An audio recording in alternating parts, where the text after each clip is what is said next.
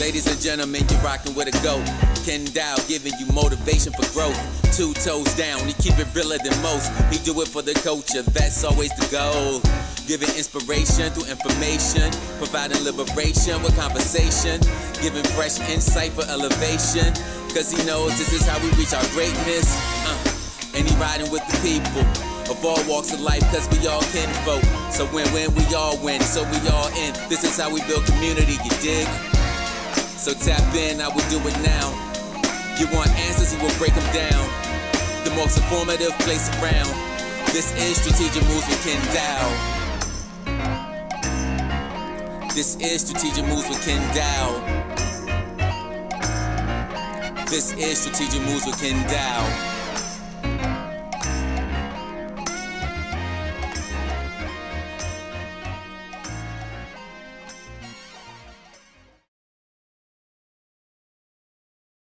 Been doing it in this city for over 25 years, and we want to make your next move a strategic move. So this program gives me an opportunity to bring on people to do just that. We talk about some of our experiences, we give some of our information that we learned over the years, and hopefully it's something you can get out of it that'll help you with your business or your personal life. So if that sounds like something you're interested in, all I need you to do is hit the like button, hit the subscribe button, and the notification bell as well, so that you'll know the next time this program is coming on.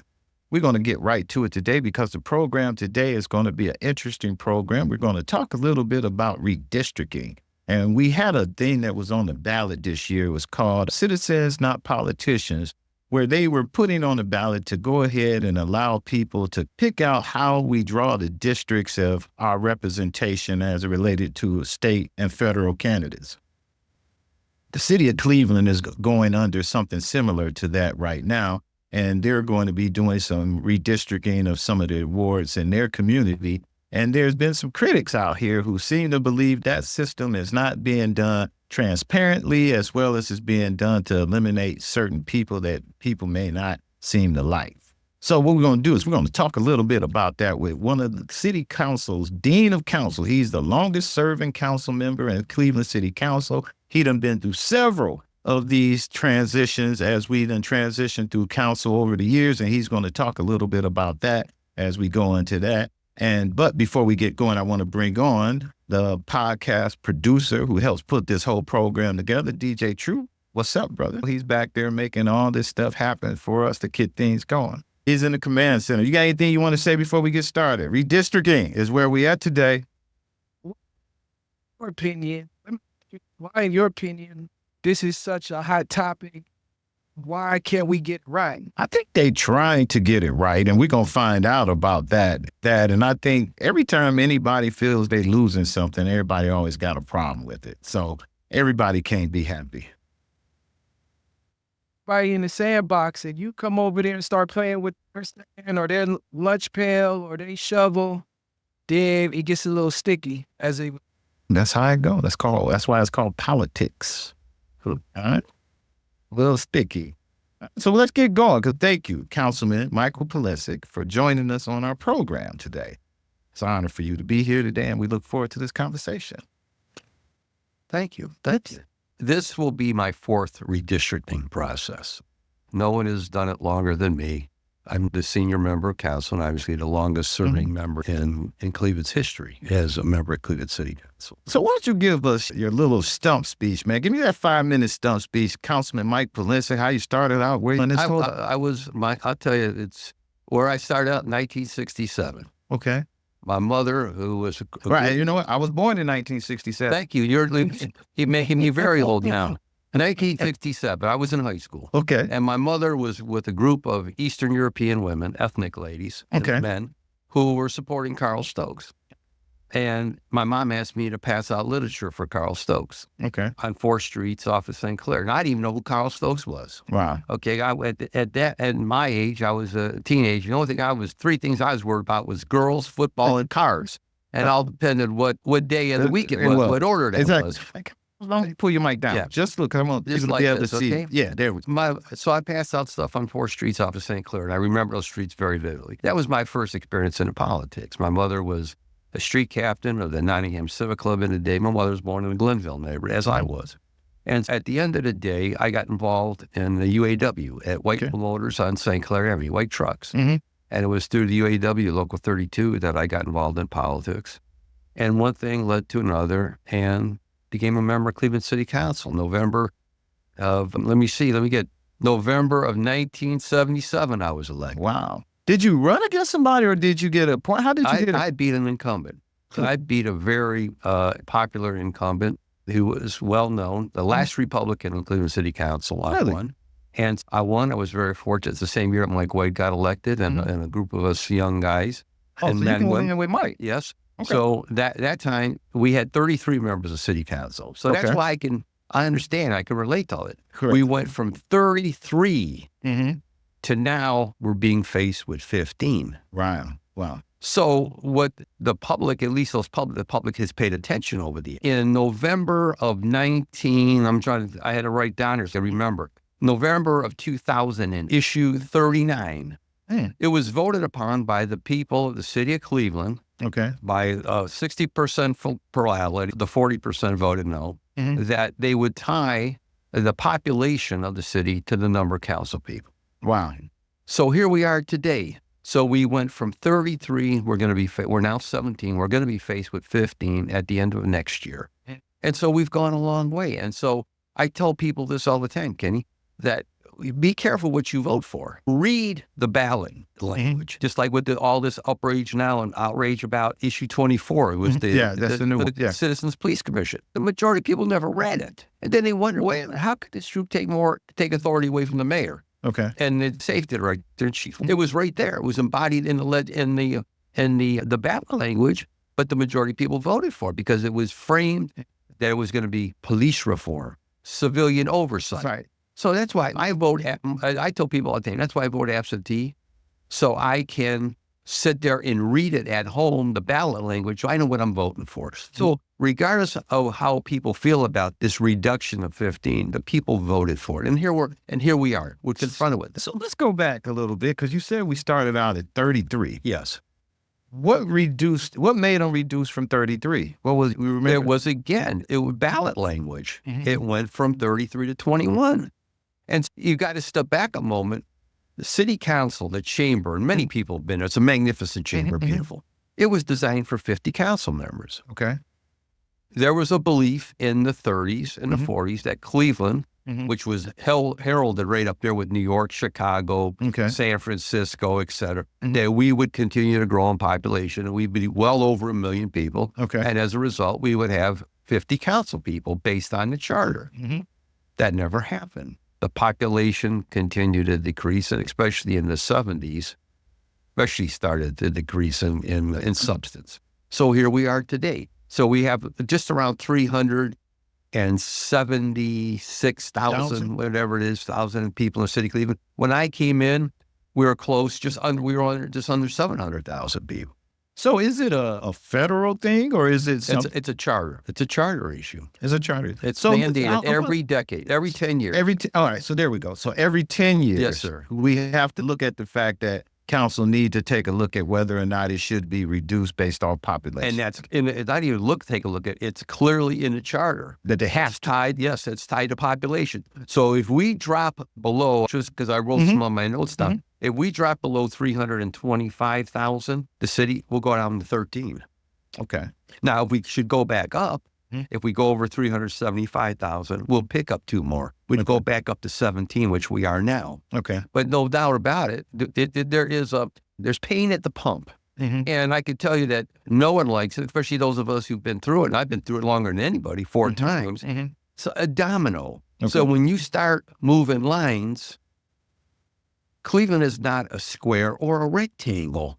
It's almost like a boomerang, or it's weird shaped. So when you start pushing in, start drawing ward lines, there's a collision. As you come in from the west side, Lee Harvard, Mount Pleasant, when you come from Old Brooklyn, when you come in from Collinwood, West Park, there's a collision. And so not only is there a collision on wards and neighborhoods, but also there's a thing called the Voting Rights Act, which has to be respected as well. So you can't. So let's talk about that a little bit. When you say that, and when you say that's one of the biggest issues that has to be involved in that. What's a little bit of how you cannot disenfranchise any citizen, any block of citizens. Okay. So The Hispanic community on the west side, you cannot disperse. You just can't just disperse them all over. So when I was council president in 2000, I drew the Hispanic ward, because if not, we were going to get sued under the Voting Rights Act. So I drew that Hispanic ward. And I'm very proud of that fact. Wow. I sat down with Hispanic leaders. I said, the community, and we were able to frame that ward and put as many members of the Hispanic community in that one ward. Wow. So you have to work around that as well. When you start coming in from the west side, there's that collision. It's like a big C. Or horseshoe. You got to go around the Hispanic community. So then that affects everything. And then when you move in from, again, Lee Harvard, Mount Pleasant, when you move in from Collinwood, Glenville, you start to have this collision of ward boundaries. So that's the challenge for us. So the comments that were made directed against the council president, Blaine Griffin, I thought were totally out of place. When I went in, I've met with the consultant twice. When I went in the first time and I asked the consultant, was any council person or any ward being singled out for extinction? Told me absolutely not. And I said, better not be, because see, I know what that was like. I went through that.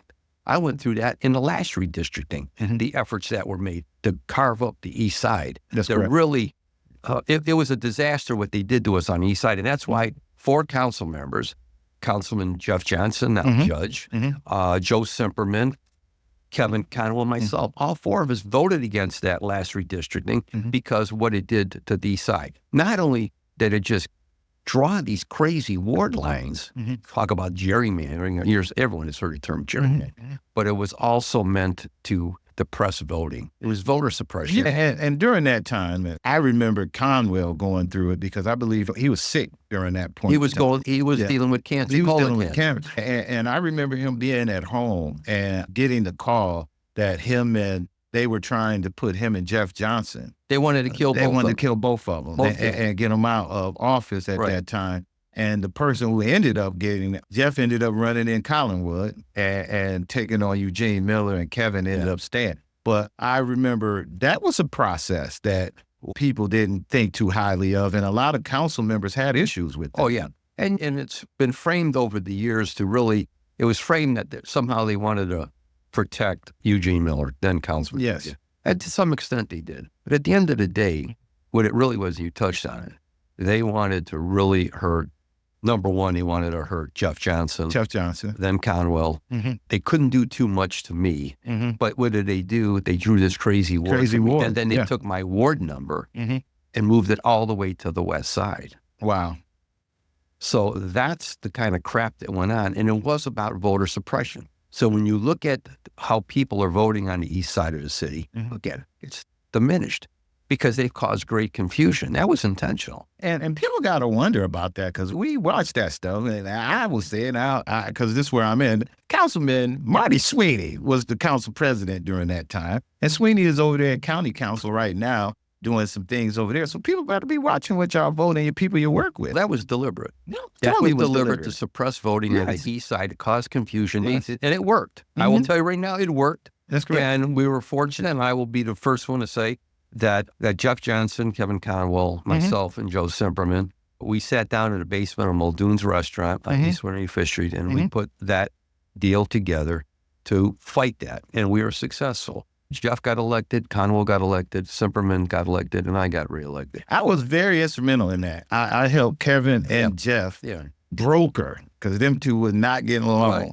So I had to help broker those two together to even help us be able to put that on to get that going. So I'm very proud of the fact that worked out. Like we say, unfortunate for Eugene, but he was just a pawn in that whole situation. He was just being used. They used it. That's all. That's all. And so moving on, I'm going to try this video one time because this was important. It's been a long day, and I hadn't anticipated rising tonight, and I hadn't anticipated saying what I'm about to say, which I know will be perceived by pretty much everyone around me as a violation of trust within this body.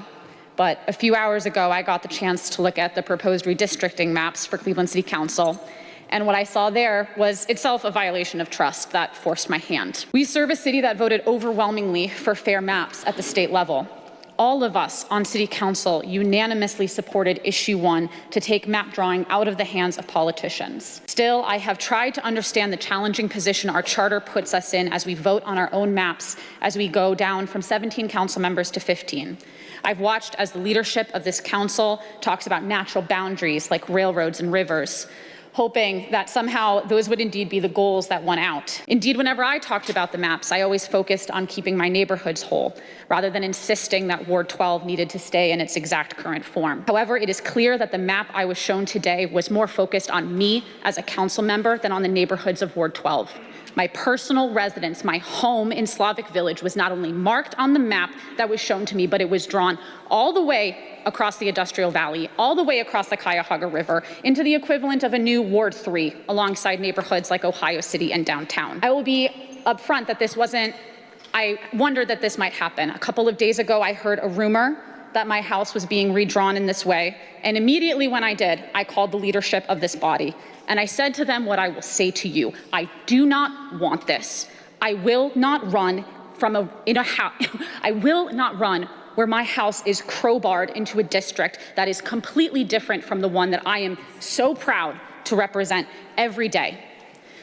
From what I saw today, that is not what happened. Council President, to you, I say this. First, do not play games with my house. Do not play games with my street. Do not play games with the Forest City section of Slavic Village, which so honestly deserves to be kept with the rest of Slavic Village. It is that simple. It is an affront to this body to even consider a map that gerrymanders a council person's house like that. I will not have it. None of us should have it. Plain and simple. Second, the public deserves to know what are in these maps. Release a copy of this map publicly and provide a genuine chance for resident feedback. How do y'all pick, though, which ward is the ward that gets eliminated? It's not even that. It's all based on population. Yes, again, if the city was square or rectangle, you could obviously divide it up and you'd have 25, even though that would cross some neighborhood borders and boundaries. But when you're coming in on these crazy corners, as you're doing, you start at Ward 1, got to have a certain population, then it affects Ward 2. You come in from Old Brooklyn, Southwest Side, population, boom, it affects the next ward. West Park, boom.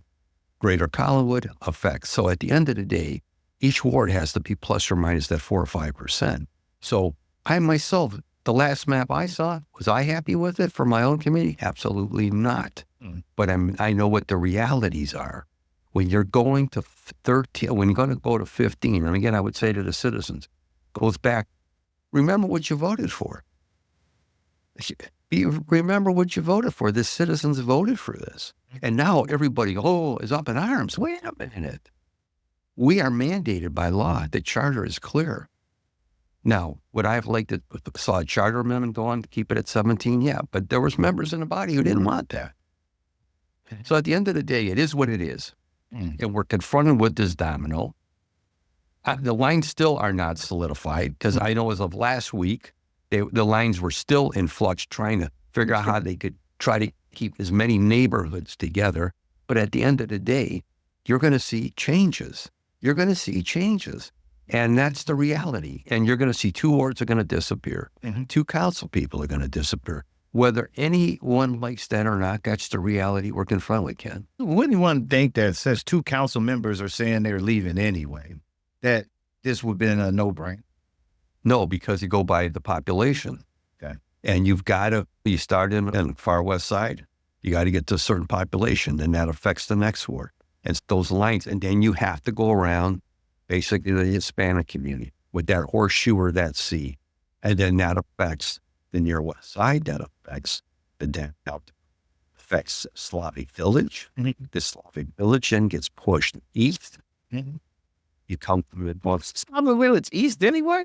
It is farther pushed east. And north, farther. It gets farther north. I got you. Okay. And just again, like Collinwood, there's right now on the northeast side of the city, there's 3 wards. There's only going to be 2. Whether I like that or not, that's the reality. That is the reality.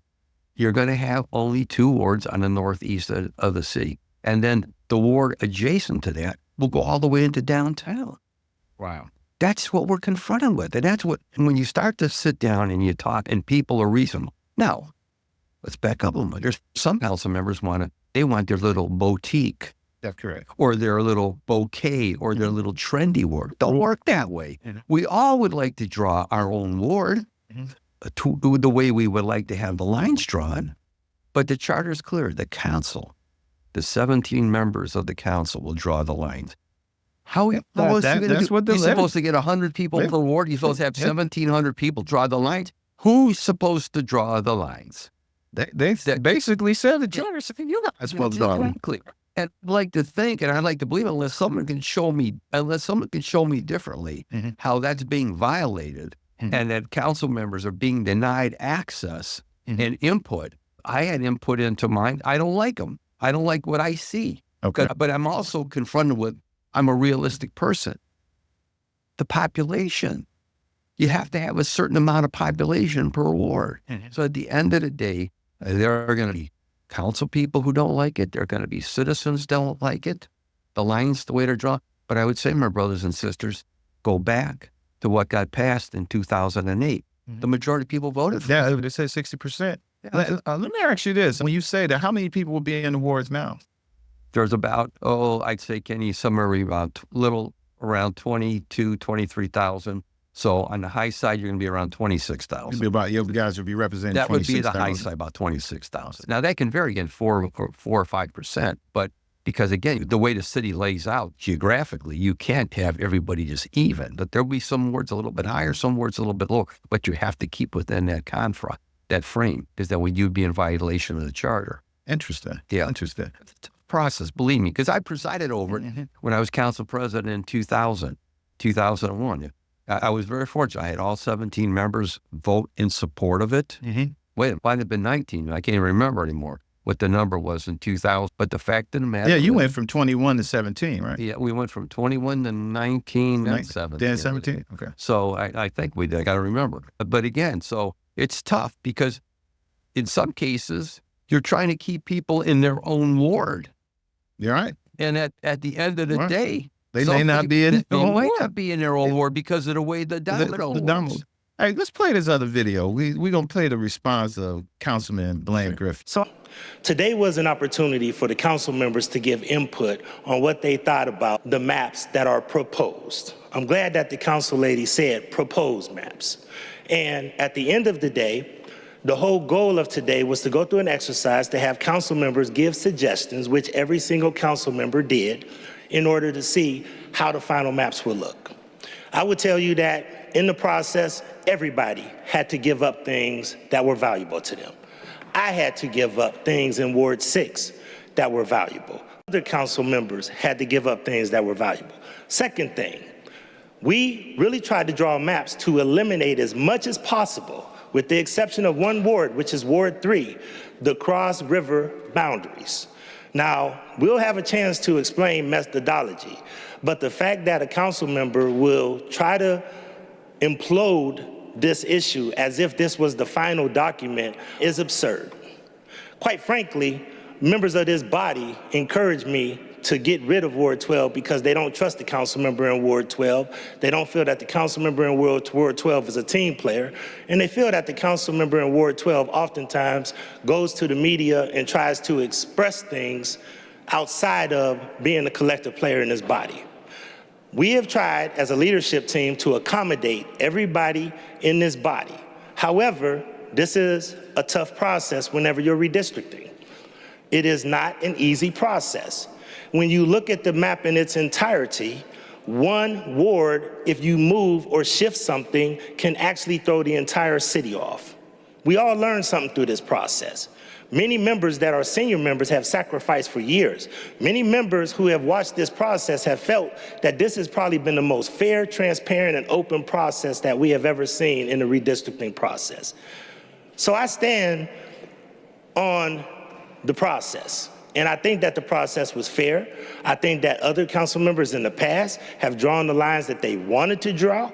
And I did not try to target any individual council person, but I will say that, Council Lady, your wish is my command. We'll make sure that we don't play any games with your house. And we'll make sure that you end up exactly where you need to be. And I look forward to whatever race you have this year. All right. So that was Councilman Blaine's Griffin response to the councilwoman's thing. And one of the things, the reason why I want to point that out is that one of the things that he said was that there were going to be people who respond to that. The Plain Dealer responded to that with an article that they wrote. Bring that one up, Latif. You're not going to read it, but I want to show a couple of articles that came up. One article came up from the Plain Dealer, and there was another article that came up from Scene Magazine. Let me show you. This one was the article that came up from the article from Cleveland.com was an article that came up that talked about shameful secrecy and punitive motives during the council redistricting editorial. Then there was another one that came over from Signal and Signal that process. And Councilman Griffin, he's a big man and he was able to defend himself. I want to just say two things. One, that the Plain Dealer and Signal basically looked at that and felt that they thought there was some type of ruckus among council. But from what I hear, it's not much of a ruckus from council. You got one person who's pretty much upset about the situation of what was being done. And she was also offered an opportunity to be able to maybe do better. What I understood is this, go back to what I said earlier, that there are certain members that wanted to draw their own boutique, their own bouquet, their own trendy ward. You just can't do that. You can't do that. What's happening here is affecting everyone, every member of that body, especially as you get toward the core, is being affected. The extreme outer edges are going to be affected somewhat until you get to the northeast side, which again is going to be affected big time because of the population loss. In Glenville neighbors lost 22% of its population. Forest Hill's not much better. St. Clair Superior is hemorrhage population. So this is the big issue we have in this city with population loss. And it goes back to what I've been saying a long time. Unless this administration, the Bibb administration, unless there is a greater attention to quality of life issues in our neighborhoods, including schools, public safety, abandoned homes, code enforcement, I can go right on down the list, job opportunities, we're going to continue to see an exodus out of the east side because there's been this fallacy that has existed in this city, which I've talked about for a long period of time, that somehow black folks or Eastern European folks are going to stay regardless of their circumstances. Wrong. Black folks and Eastern European folks are no different than anyone else. Unless you can give them good schools for their kids and their grandkids, unless you give them safety, unless you give them quality of life, shopping opportunities in their neighborhood, they're going to talk with their feet. And that's what's happened, Kenny, on the east side of this city and on the southeast side to a great extent. People have talked with their feet. So where have they moved? Euclid, South Euclid, Richmond Heights, Warrensville Heights, Bedford Heights, Garfield, Bay. I could go right on down the list. Those people who moved in those communities, where did they come from? They didn't come from Wade Hill or Gates Mills. They came out of the east side and they left because they're not happy with the schools. They're not happy with what's transpiring in their neighborhoods. And so unless this city administration really steps up to the plate, not only the Bibb administration, but going forward, and starts to pay greater attention to what's happening here, we are in big trouble. Fannie Lewis, my dear great friend, late friend, I can remember sitting in her living room on Star Avenue on numerous occasions. She actually believed there was a conspiracy to clean out the east side. Surely. Because of the east side's proximity to I-90 and the lake. She believed it. And that's why she would never let the clinic go north of Chester. Now they're north of Chester, as we all know. That's correct. She believed there was a conspiracy, and we would sit in her living room, and we would, you know what, as I look back, look what's happened to the east side. Something obviously, because there's no growth over there. We're going to bring on a couple of our panelists. Pastor Aaron Phillips, he can start getting himself back together. We want to bring him on once he comes back to the camera. And we have State Representative Terrence Upchurch. We have Pastor Phillips. Pastor, how you doing today, sir? I'm doing just fine. How you doing, my dear brother? Dowell, and the greatest councilman ever to be head councilman, Councilman Michael Polensek. He is always on our side. Councilman, I was just learning, thank you for your educating us. I was just learning today that I always thought, I told Kenn, I always thought this was by federal guidance that we had to tie the population to the council people. But after listening to you and learning today, that was something that was voted on by the charter.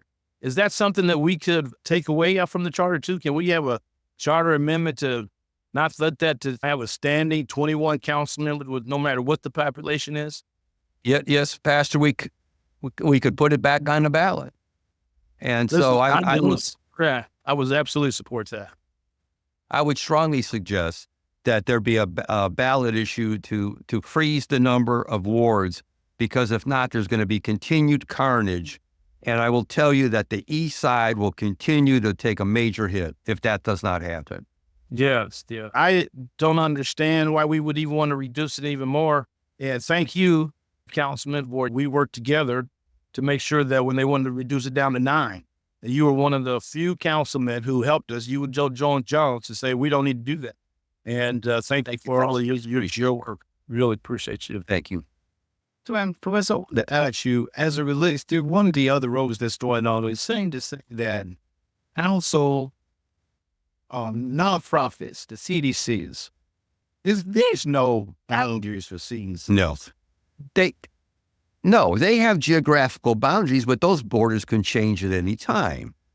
Change the borders. So there's really no argument to be made about the CDCs. CDCs can change their boundaries. They can work together. And unfortunately, in the past, a lot of CDCs have not worked together. Plus, there's a whole lot of issues. Let's just be very blunt. I'm always very blunt to the point. One of the biggest challenges we have with the CDCs on each side, many of them are dysfunctional. And let's be very blunt about that. They're dysfunctional, and they've been dysfunctional. And unless you have competent boards, unless you have good staff, then they become more focused. Nothing will change, because you look at the decline in many neighborhoods, it's tied directly to ineffective community development corporation or a lack of a community development corporation. That's what I said, is lack of. Yeah. We're going to bring on our other panelists now. We got our full team here. We got State Representative Terrence Upchurch in the house. Terrence, how you doing, State Representative?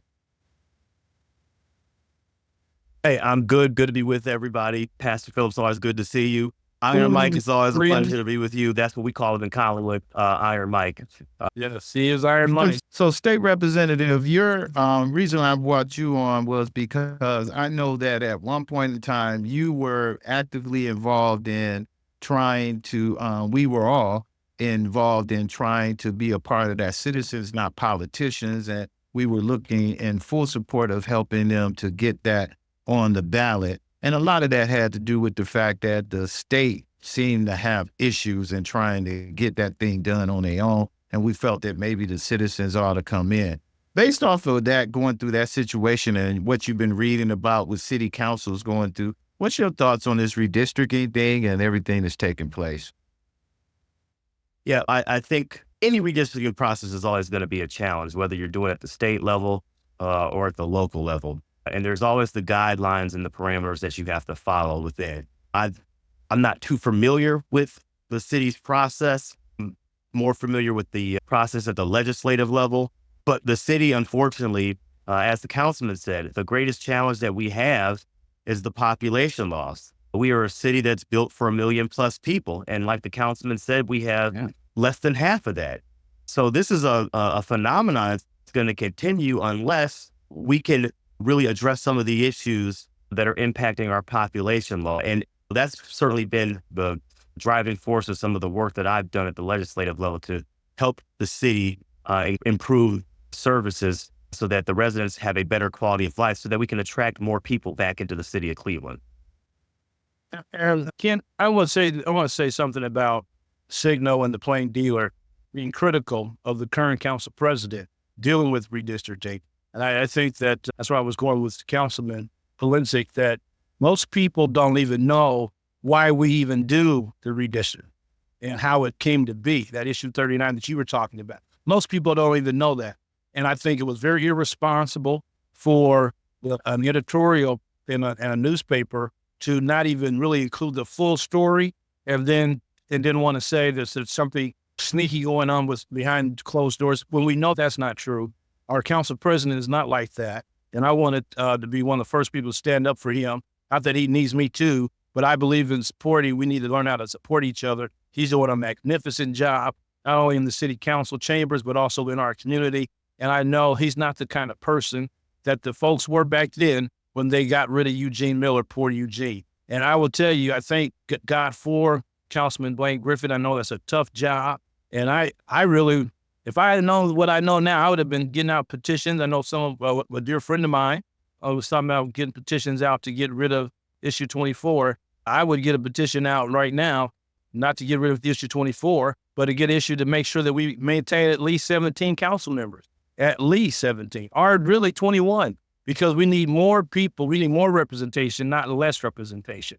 And I think that's what really needs to be talked about. So instead of talking about what really needs to be talking about, people want to blame others, folks, and have these red herrings and cry. I don't understand that. And especially for another council person, and that's what we really got to get rid of here in politics, especially in Cleveland. You don't come out on the public floor and start criticizing your fellow council member. That's just horrible. And that's a bad example for what we need to be happening in our community, in our city. And why don't we learn how to work together and stand together and be unified and clean up the streets of Cleveland, make our schools better, and make Cleveland a safer place for people to want to come and move here. And I'm not just talking that. I live in the city of Cleveland. I pastor in the city of Cleveland, and I live in the city of Cleveland. I'm not one of these pastors that have a nice church in the city and then go out in the suburbs to spend my money. I believe in our city, and we need to learn how to work together and not have all this ruckus and this division that is trying to happen through this media. So we're going to have that video. Mr. Chairman, everybody wants to go to heaven, but nobody wants to die. Okay? There is going to be some pain at the pump here. There are going to be some neighborhoods affected. There are going to be council members affected. The lines are not drawn. At least I hope they're not, because I haven't seen the final drawings. And that's what I keep asking myself, what's on social media, or what is people putting out there to cause this outrage, and that there's conspiracy crap going on here? There's something clandestine going on.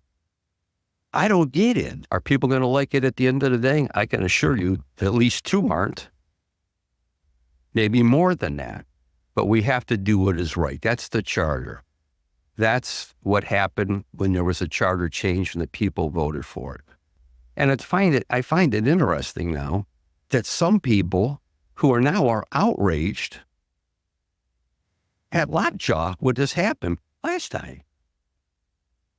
It's like they stepped on a rusty nail and they couldn't say crap. Now they're outraged by it. So at the end of the day, Mr. Chairman, this is a tough decision. I appreciate what you're trying to do. I might not like it myself at the end of the day, but you know what? I'm going to live with it. And following up on your remarks that you made on city council floor as it relates to the work that Blaine Griffin and city council is doing. Again, I go back. I don't mix no words with me. Everybody knows which is what you get. Mm-hmm. If I felt that Blaine was doing something dastardly or underhandedly, I'd say it. Because what are they going to do to me? Nobody's going to do nothing to me. Okay? I do what I have to do on behalf of our citizens, not only people in my own ward, but citywide.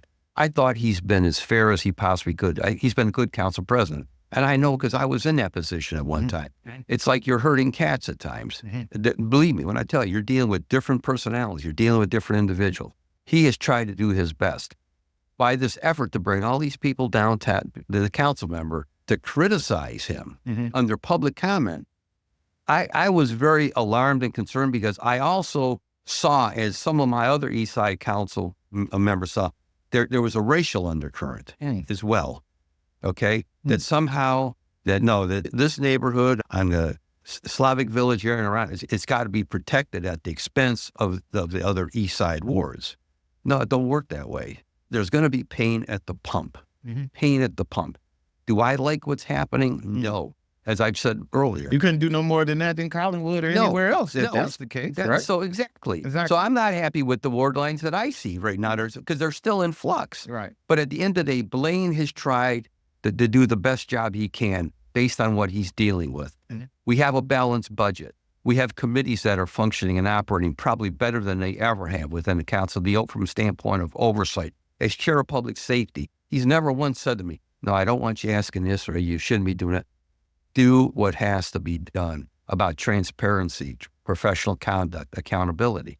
That's how I carried the committee on. So he's tried. And for him to be attacked like he was, not only by a member of council, but by people who came down from a specific area. Again, there's people who want to draw their little trendy neighborhood at the expense of everybody else. No, that don't work, my friends. That don't work that way. There is going to be pain. There's going to be two wards disappearing. Do I like that? Absolutely not. And I hope after this point that we can mobilize and get an issue on the ballot that's going to freeze the member council, because if not, we're going to continue to pay a severe price in this city, and not a good price. I can tell you that right now. That was one of the comments that Councilwoman Spencer brought up at the end of hers, that she wanted to see a resolution that would come up that would allow them to freeze the number of council members or something that, or a better process, right? I advocated that for a long time, but then there were people in the body who didn't want that. You have to get the votes to put it on the ballot. Okay. And then again, in light of the fact that the people voted 60% to 40% for this new process, could in fact pass. Okay. Pastor Phillips, what do you think council is missing in it as it relates to trying to get this redistricting thing done? Or do you think there's something council could have did different, or you would like them to do? I appreciate our council people.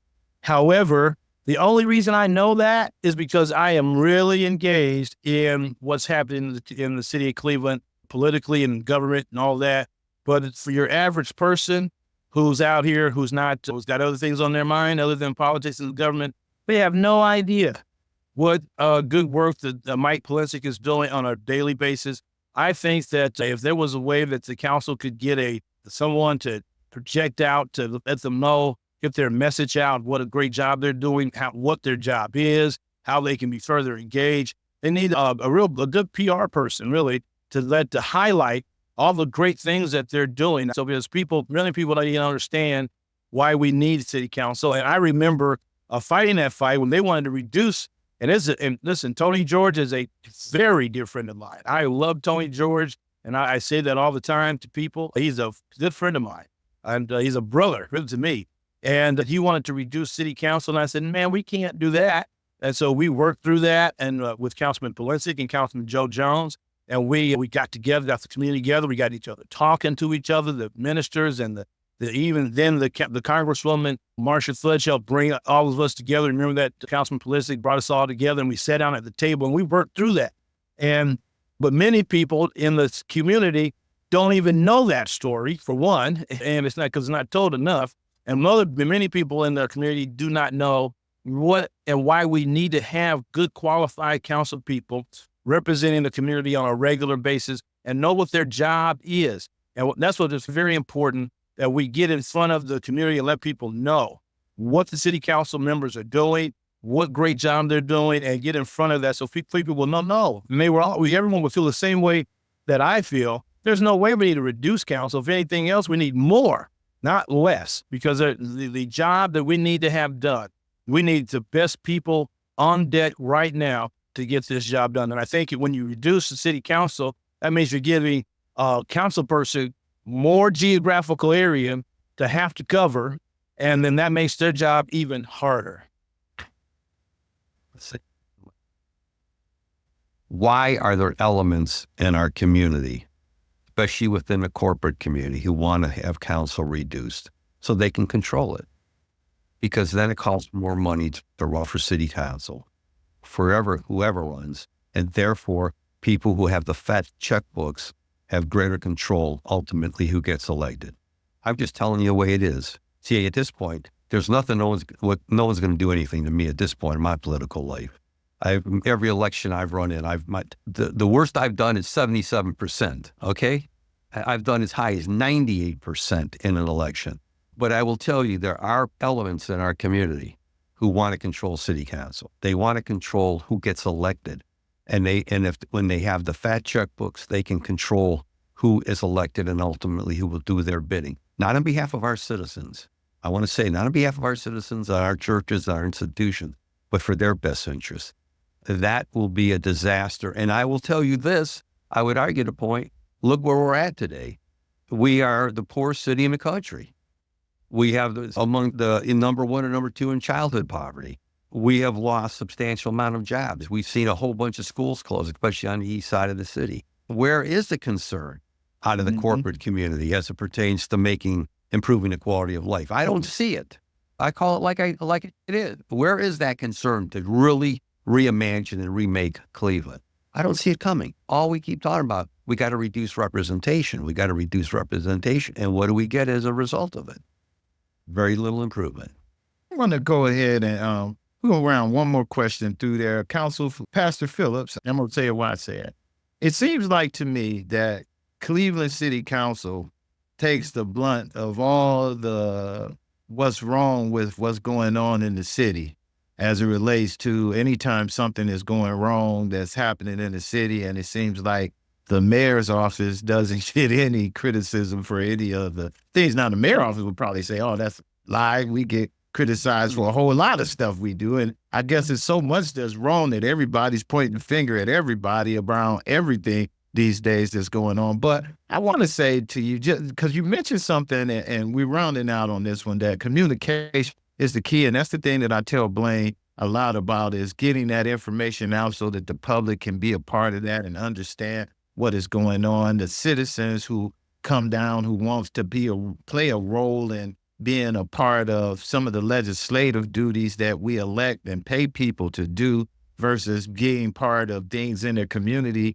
that they can do for free, that can help better the community that they should be involved in, that they chose not to get involved in. I want to ask the question to you, and I'm going to let you answer that question and give us your closing remarks while we at it. And what do you see, or what do you believe, that you mentioned communication? What do you believe, you got councilmen sitting here, the overall sentiment that you get from your members and others as it relates to council and the mayors and what's going on in the city? I think one of the best things that the city council has done, Ken, is to allow public comment. There was a long time that you couldn't even go to city council meetings, but if you were a member of the public, you couldn't speak. And they did that for just not until Mr. Griffith became the council president, they opened that mic up. And that goes to show the good leadership of our current council president, because you need to be engaging and opening up to the public. So I want to just mention that they are starting to understand how important it is to get the public involved and engaged, because that's how you will garner support. I think we could have, I've been knowing about the redistricting process because that's my job, to keep up with things. But if I had to talk to my neighbor right next door to me, they wouldn't have a clue something about redistricting, any of that. I think if we would have had some kind of conversations prior to, even though it's the job of the city council people to make those decisions, but it would have been good to have some public input and get it out in front of people and start talking about it. So we're just not talking about it now while it's going on. But that would have been an excellent conversation to be having while we were doing the 2024 election. And that's something we should have been talking about. But that's not for us. The council should be more engaging, more talking to people. And I want to just say a comment about Councilman Polensek, because I think we don't really understand when he says he's been there the longest and he knows he's been through this process.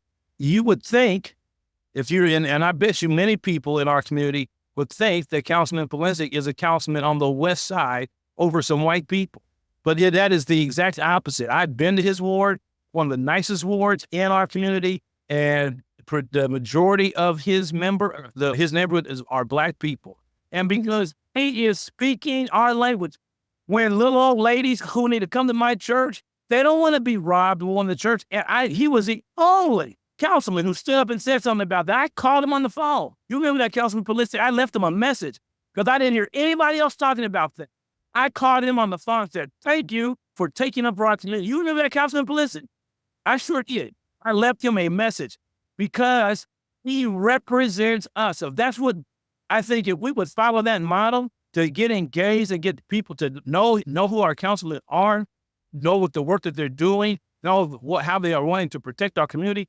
We need to follow that model and being in touch with our community. You don't stay that long with those folks. I can just say this, what the late, great Lou Stokes said to me so often, because he knew how I helped his brother, and Lou always helped me.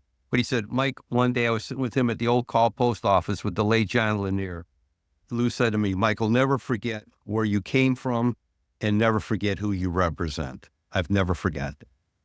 That's what I live every day. Pastor Phillips, we're going to let you close us out with your last remarks of the comment. Then we're going to have a councilman give us his closing remarks, and we're going to get up out of here. Get us out of here exactly on an hour. Go ahead. I just want to say, let's really learn how to work together as a community to really transform our community. It's not just going to be the elected officials. It can't just be clergy people. It just can't be the business community.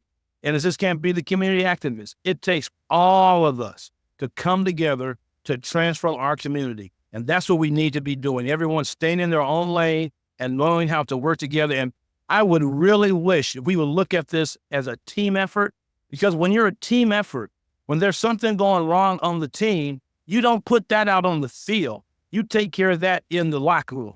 And so if we have some issues that need to be taken care of, let's take care of them in the locker room. I don't want to see my public officials squandering and fighting over little stuff like this. Redistricting has to happen because by law. So there's no reason we should be out here arguing like that. That has to happen. So there are times that we may have to disagree publicly. I get that.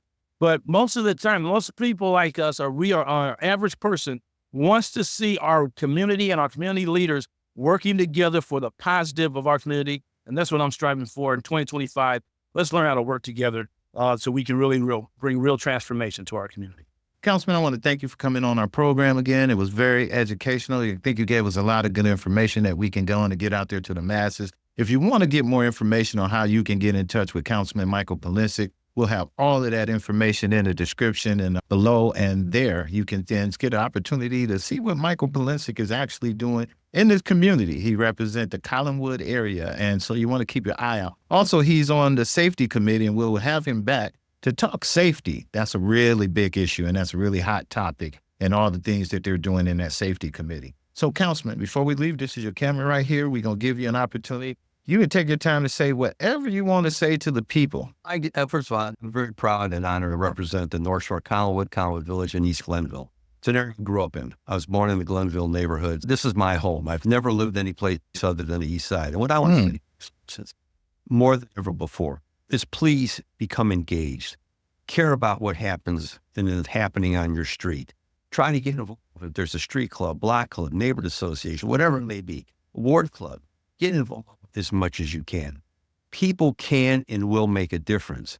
We need more stakeholders. We need more people believing in Cleveland, caring about our city. If we are really going to remake this town into how we all would like to see it, with safe neighborhoods, quality schools, retail opportunities, banks, and et cetera in our neighborhoods, we all got to become engaged more than ever before.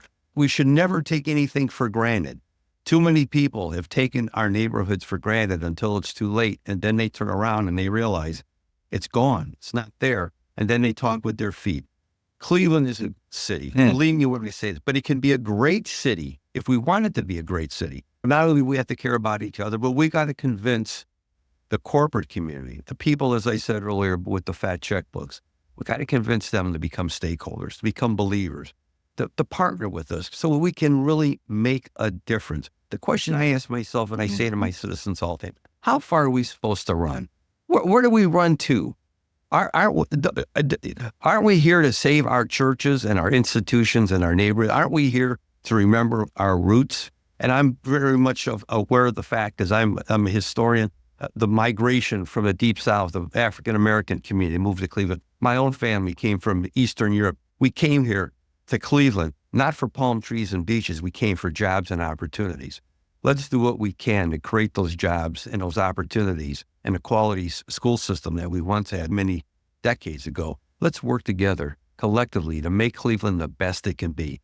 And during this holiday season, the only thing else I can say is, I wish everybody a blessed Christmas, a joyous Kwanzaa, and a blessed Hanukkah. We need to care about each other. That's all I can tell you. This is a good city. We just need to have good people stand up and support it. And on that note, Kenny, I want to thank you for the invitation as always. And I appreciate what you do on behalf of our citizens, because it is about getting the message out. It's about educating the citizens. So again, I'm here at this point in my life. I want to do what is right. I've always tried to do it right. But as I get older, I care about what's going to happen to Cleveland. I care greatly about the future of this city. And I'm a believer. I'm a believer. So again, God bless you, my brother. I appreciate that coming from you, Councilman. I really do, man. And like I said, I look forward to working with you. Every time we think Mike Polensek is out, he's back again, brothers. He's going to run again, y'all. He ain't going nowhere. We don't know what he's going to do. Yeah, he said he don't know, but trust me. Don't worry. You don't want Next year, he'll be sitting right here in this chair again. Be like, he's back. As long as he can do, he's going to do it. That's what I believe. You're doing well, man. And right now, we call you the consciousness of the Black community. So you don't know that, but that's what we call you. I've represented a predominantly Black ward for over 36 years. Nobody else in this city or in this county has done that. And Lou Stokes would say, he would say that, Michael, just keep doing what you're doing. I said, Lou, he would always be the first person I'd call when I'd run for re-election. He would say, what do you call me for? I said, Lou, it's out of respect. He says, I know what you did for my brother. I know what your mother did for my brother. You've always been with us. The Stokes family's always going to be with you. And they were. Every time I ran, he was with me. And I've been blessed. I've been blessed to have that kind of support. And my community, again, never under 77% when I run for re-election. And think about that, in 46 and a half years. Wow. Never under that. Wow. And as high as 98% in an election. Wow. And who supports me? What precincts support me the greatest? The predominantly Black precincts in my ward. That's excellent. That means you're doing good by that tells you a whole lot, right? That tells you're doing good by the people, man. And that's what's important. We appreciate you, man, and we look forward to you. And we'll have him back on our show. So next week, we'll see you guys soon. Peace. Thank you. Good job, man. Thank you.